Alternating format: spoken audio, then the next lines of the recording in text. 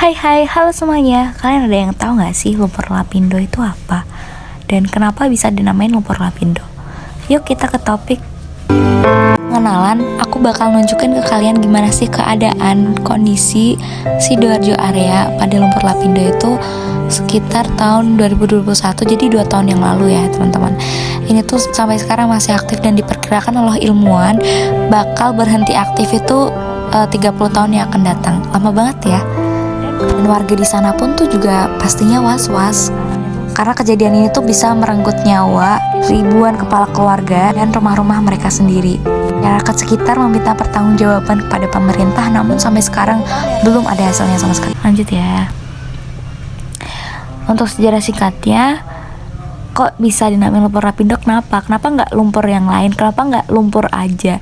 Karena lumpur lapindo itu diambil dari nama perusahaannya sendiri, yaitu PT Lapindo Brantas, yang dimana nama lapindo sendiri itu diangkat dari membludaknya tanah diakibatkan oleh gas-gas dari dalam bumi. Nah, yang kedua, lumpur lapindo berada di Kecamatan Porong, Sidoarjo, Jawa Timur. Lalu terakhir, lumpur lapindo pertama muncul pada 29 Mei tahun 2006. Sampai sekarang masih aktif ya teman-teman. Nah, untuk usianya itu sudah 17 tahun pada tahun 2023. Lanjut. Nah, penyebabnya itu apa sih? Jadi, ada kemungkinan ada 2 teori yang menyebabkan lumpur lapindo ini membludak meluber sehingga bisa memakan satu kecamatan Porong di Sidoarjo. Yang pertama ada kesalahan dalam pengeboran. Waktu tanggal 27 Mei 2006, 2 hari sebelum kejadian pengeboran di Kecamatan Porong tersebut, di daerah Jogja itu terjadi gempa yang dimana menyebabkan gelombang tektonik pada bumi itu ada problematika gitu. Terus hari setelahnya PT Lapindo Brantas ini mengadakan kayak hasil ujian untuk mengambil minyak tanah atau gas alam di dalam bumi. Nah, disitulah orang-orang itu tuh dia mengidentifikasi bahwa adanya kesalahan pengeboran dalam proses tersebut, yang pada awalnya ingin mencari keuntungan, mencari sumber daya alam, tapi tidak disangka malahan menjadi bencana. Lanjut. Sebentar.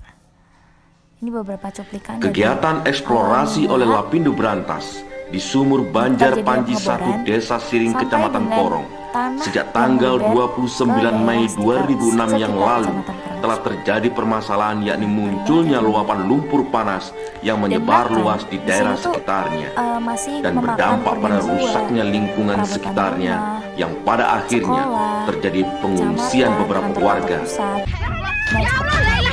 Pasti memiliki perusahaan utang banyak pada masyarakat sekitar. Namun teman-teman, ada hal yang mengejutkan pada bagian akhir, yang dimana dari bencana ini tuh malah menghasilkan raupan uang yang bisa dibilang menguntungkan. Nanti saya akan bahas di akhir.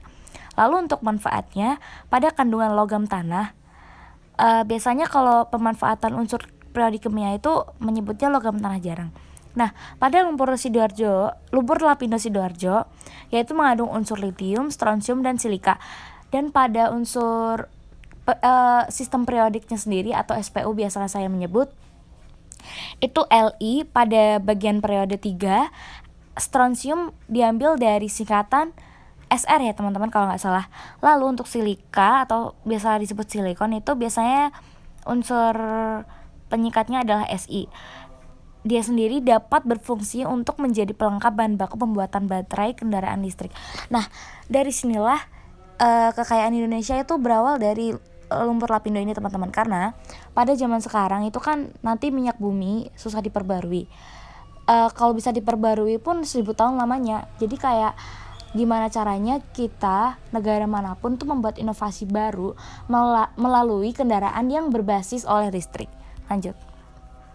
Lalu apa sih hubungan nanoteknologi?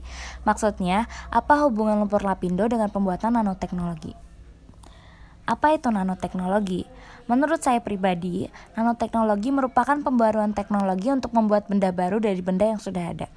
Ini penting karena kita dapat membuat materi yang sederhana menjadi bahan kerja baru, seperti pada atom-atom unsur periodik kimia teman-teman.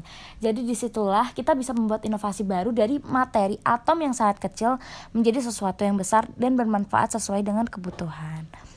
Lanjut, pada kali ini saya mengambil contoh dari fungsi lumpur lapindo menjadi materi dan bisa menjadi perekat pada batu bata. Yang pertama itu pada proses lumpur yang mengandung silikon diolah dari mesin ball mill untuk mengolah lumpur. Lalu yang kedua, menghasilkan nanosilika yang memiliki banyak multifungsi. Salah satunya adalah bisa menjadi perekat batu bata. Oke, sekian presentasi dari saya. Semoga bermanfaat.